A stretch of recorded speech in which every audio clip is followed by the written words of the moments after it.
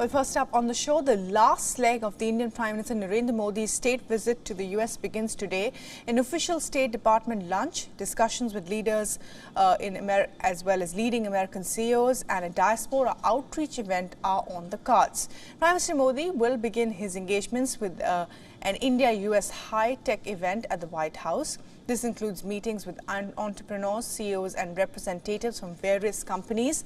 As per reports, the Prime Minister is also expected to have a one-on-one business meeting with Google CEO Sundar Pichai. Following the meetings, the Vice President Kamala Harris and Secretary of State Antony Blinken will be hosting a state lunch for Prime Minister Modi. This will also include officials from the State Department as well. After the state lunch, he will engage with influential figures and leaders from civil society at the Kennedy Center. This will also include prominent corporate leaders and personalities. Prime Minister Narendra Modi's final engagement will be interacting with members of the Indian diaspora and the Indo-US community, including community leaders. This is expected to take place at the Reagan Center in Washington, D.C. For more on this, we are now being joined by our correspondent Siddhant Sibal from The Crown.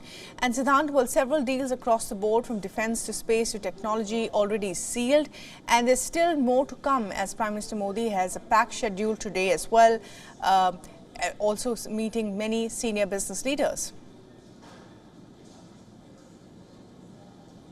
Well, yes, Bhairavi, the Indian Prime Minister has a packed schedule today, and he will be meeting a number of business leaders. We just got the list, which includes Microsoft CEO Satya Nadella, also Google's Sundar Pichai, along with the Apple CEO Tim Cook as well. It's a very, very long list, but essentially we know that today there will be a key focus on the business aspect and also on the diaspora aspect. Diaspora has been a permanent fixture of Indian Prime Minister's foreign visit abroad, and Washington is no different. But largely the Indian Prime Minister is expected to talk about the policies the Indian government has been taking so far in terms of making sure that there has been an ease of doing business in India. Also, we know that when it comes to business leaders, he will be calling for more investments into India.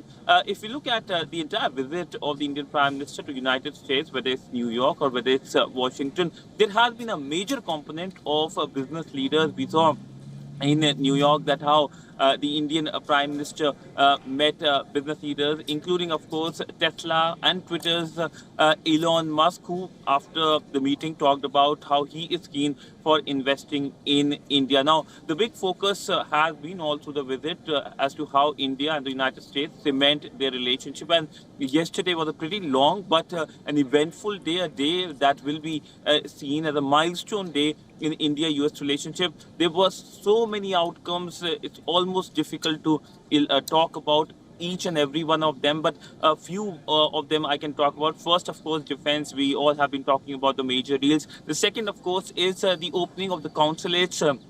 India will be opening its consulates in United States, including in Seattle. The Americans are going to open their consulates in India. The increasing number of consulates show that how there has been increased interest from people of both countries to travel to each other's countries, not only for tourism but also better opportunities for education as well. Indians in large number travel to United States for education. So all in all, a packed week, and today will be a packed day.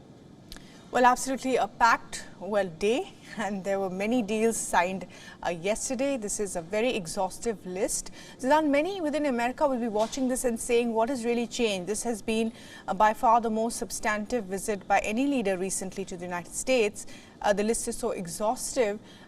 Even America's own allies will be watching this and saying that there's been a lot of work put out in this.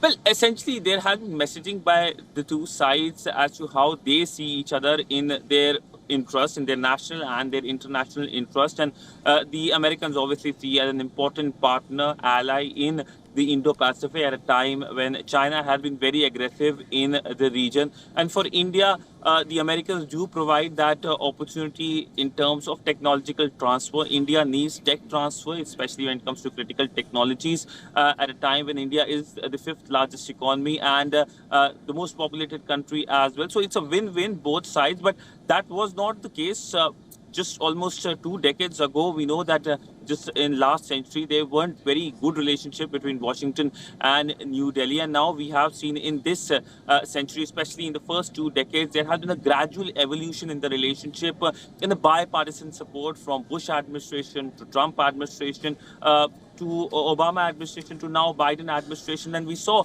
that warmth and visible manifestation all throughout yesterday as the Indian Prime Minister was welcomed first at the South Lawns of the White House, then of course at the US Capitol Hill, and then at the state banquet as well, where we saw those informal moments of how both the leaders engage with each other. It's very rare for the US president to host a state banquet for a visiting leader, but this is a special visit. This is an official state visit. The Indian Prime Minister has been to US several times, but this being an official state visit means that all the diplomatic protocol is being followed and the highest honor is being given to the Indian Prime Minister. In fact, in Washington, all throughout, if you just travel around, you'll see Indian flags in almost all the streets. Well, absolutely, and we saw those images yesterday as well from the South Lawn of Indian Americans waiting to see Prime Minister Modi, of course, in a diaspora event today as well. Siddhant, thanks for that.